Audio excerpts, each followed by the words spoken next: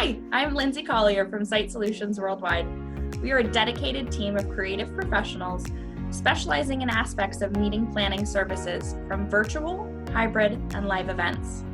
We do it all, from site selection to executing all areas critical in making your hybrid event a success. The video you're seeing is unfortunately not how conferences look right now, is it? No, it is not. My name is Marissa Noonan, and Lindsay and I are here today to share our experience on planning virtual conferences and to give you our top 10 tips in no order. First, when are you going to hold the conference?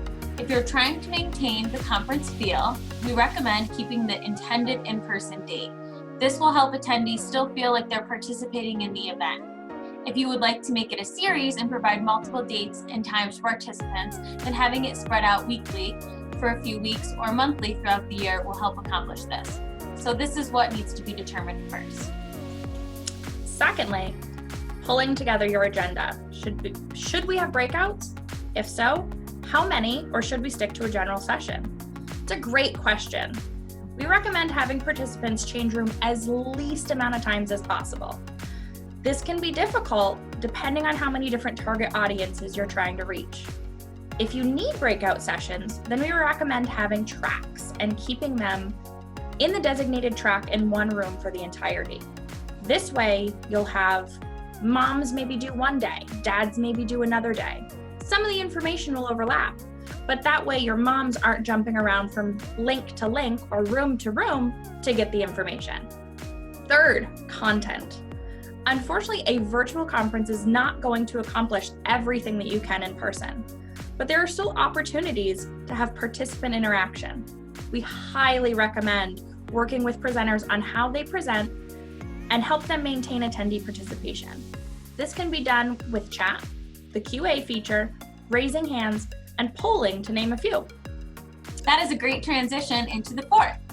Fourth is something that I, as a speaker coordinator, think is the most important tip, and that is dry runs with the presenters. I hear all the time that I'm comfortable with presenting virtually, I'll be fine. Then the day of, their audio cuts out, or the speaker says the cringe-worthy words, "Can you hear me?" The dry runs will help eliminate all of these issues. We'll go over lighting, audio, position of the speaker so you're not looking at their chin the whole time, and lastly, how to take control of the PowerPoint presentation. Also, to prevent your presenters from popping up into the middle of previous sessions at this time, we'll go over how to join with their cameras off and mute on. This will ensure that everything goes perfect, right? Well, as perfect as you can get. We've not yet found out how to control people. Okay, fifth on our list is how to keep your exhibitors and sponsors on board. We highly recommend utilizing a conference app, like a mobile app, some type of device where you can store and display logos, send out push notifications, and house directions for the supporters. How much or how little exposure you offer is up to you. Housing sponsor commercials in between sessions is a great way to keep sponsors and support as well. Sixth on our list, we have tech support. Whether it's someone in-house or an outside AV company, tech support is extremely important. The tech support person will oversee the run of show, know when to prompt the speaker to start, when to transition to slides, and be the voice behind the scenes when necessary. Seventh on our list is the social aspect of the conference or series. People attend conferences to network with other people with similar interests or bond over something they have in common. Ways to still have this are, again, back to the mobile app, which allows attendees to connect with each other, share their stories, share their experiences while being apart. Another way to do this is have virtual meetups, like a roundtable discussion. This allows participants to connect on a one-on-one personal level or just chatting. Eighth is my field of expertise, registration.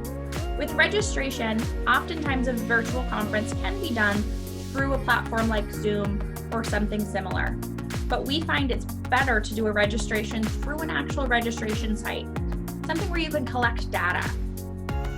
With an in-person conference, sometimes you're limited to a state or a national kind of audience. With virtual, you can go global, and having that knowledge to know how far you're reaching with a virtual conference is a great tool.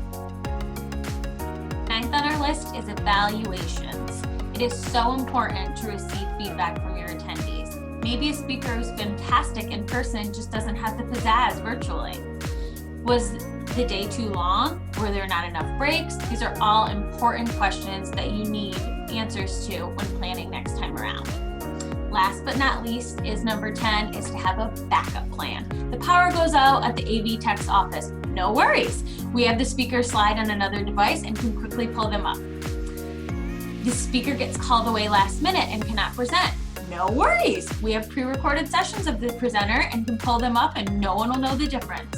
Always have contact information for everyone involved, speakers, exhibitors and sponsors, moderators, AV support, just in case you need to reach out. Last little thing, we are going to include a bonus, and that's going to be branding. Just like an in-person conference, you want to have your branding unique to the conference.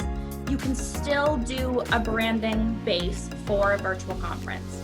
You still want to have a website, you still want to have all that information you would normally, and make sure that your actual virtual meeting platform deck is branded. That way you can make sure that all of your attendees can recognize you and know what they're watching.